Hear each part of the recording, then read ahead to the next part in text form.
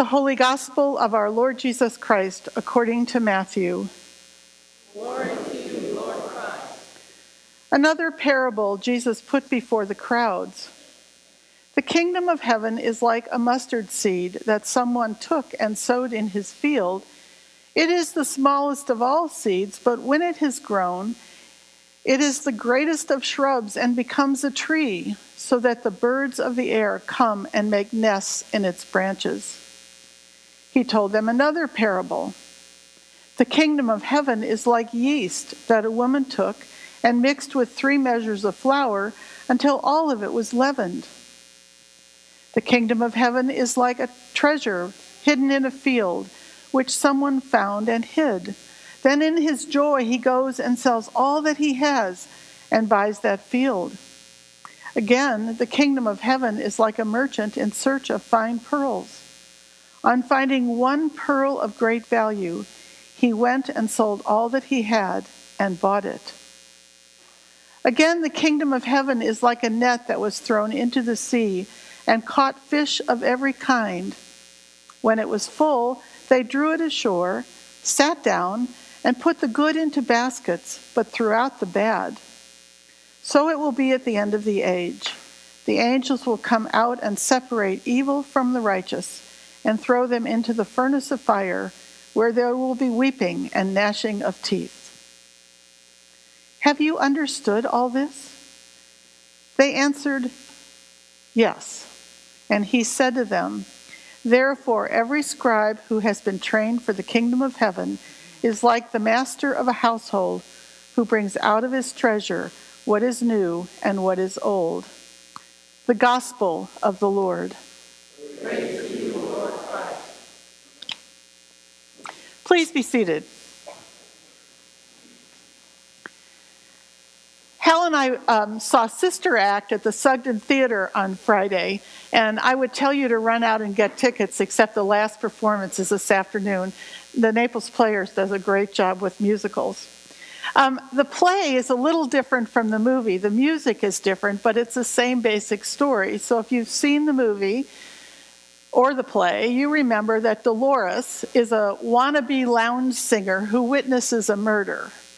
And in order to protect her between that time and when the guy's going to go to trial, they hide her in a convent.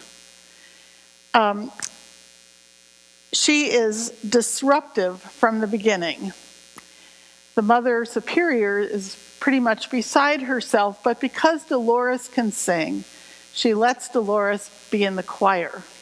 Dolores takes over the choir, and hymns are jazzed up and secular songs are rewritten for more sacred use, and the choir starts moving to the beat.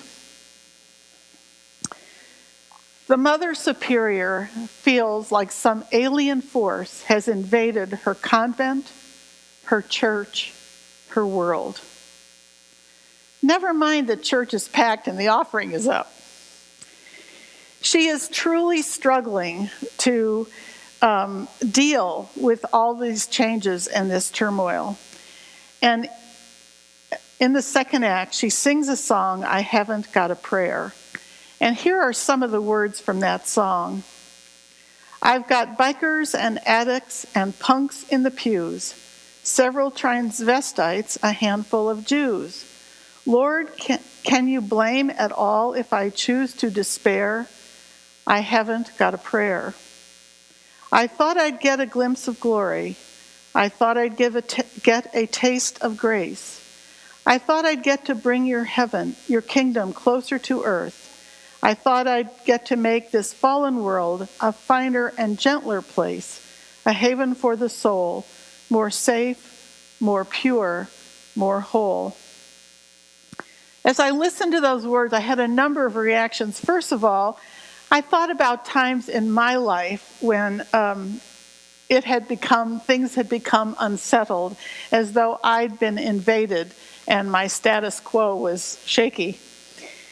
And I also heard echoes of today's gospel. The parable says that a sower planted the mustard seed, but probably what really happened is that mustard seeds were mixed in with his other seeds. Perhaps the year before, when he harvested and set aside seeds for the next year, there were some mustard seeds mixed in because, they were blowing around in the air or something. Most people did not plant mustard in first century Palestine.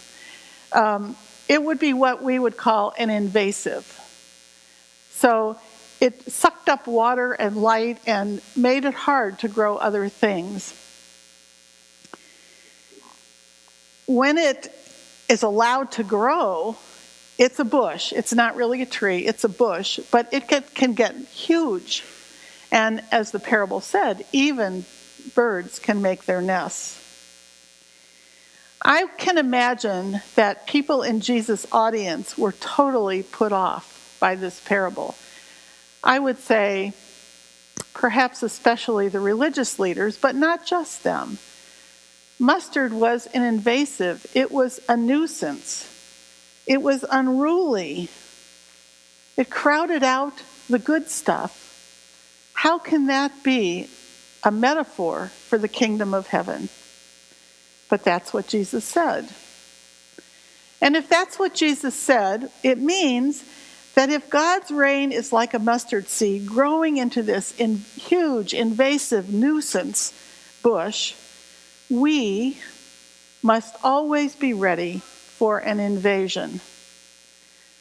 When some unexpected person or movement or spirit invade our world. Jesus was a good example in the first century. Dolores was the invasion in Mother Superior's convent. Mother Superior loved her church the way it was, and she longed for the kingdom, represented by the church, to be gentle, safe, a haven. But that's not what it became. There are lots of invasions in the history of the church. I mean, you might ask, if you could, a religious leader, a Roman Catholic leader in the 16th century. I'm sure many of them were totally blindsided by Martin Luther. In our own more recent times, we've had liturgical renewal. We've had the struggles over the ordination of women and the incorporation of LGBT people into our life and ministry. And actually, we're in the midst of one now. The Spirit says things can't and won't remain the same as they have been for the last 500 years. New churches are sprouting up. There's 2 more in my neighborhood. You see little signs on the street. And denominations like ours are struggling, I think, but with some success sometimes, at loosening up, allowing the individual churches to be more responsive to our communities and the needs of our community. We don't know what the church will look like in the future, in 50 years or later, but we can be pretty sure it'll be different. But here's the good news. If we're paying attention to the Spirit, and if we're faithful to all the seeds, even the invasives, we can be confident that God will make something great happen. Not all seeds are found in the church. In a little while after the service, we're going to hear from the Coalition of Immokalee Workers. How long has that organization been going?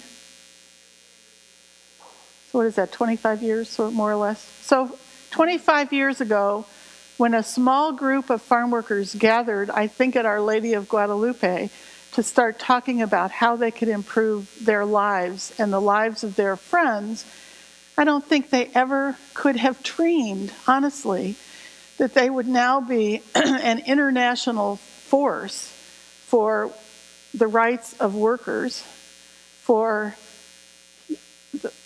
eliminating human slavery, they get awards out the yin-yang, the Roosevelt Foundation, all kinds of things. And I read on the email that last week, one of their members spoke at a big meeting in was in Moscow, right? But it's a European, some kind of convention on workers. That was a little seed that invaded the farm working community. And I'm sure that all those growers in the beginning, and maybe even now, consider it invasive, but looked at the work that it's doing to better the lives of people in our world. So I believe that our job is to tend the seeds, all of them, because we're not in control of the growth. We're not in control of how things will turn out.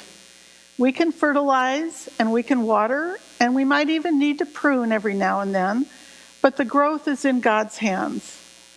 And we can watch for nesting birds, butterflies, and bees. And because in the words of Mother Superior's song, that is how we will get a glimpse of glory and a taste of grace. When our part of God's kingdom is growing wild and strong like a mustard bush, from whatever small seed we sow and tend, we will know that God's kingdom is well and truly present in this time and this place.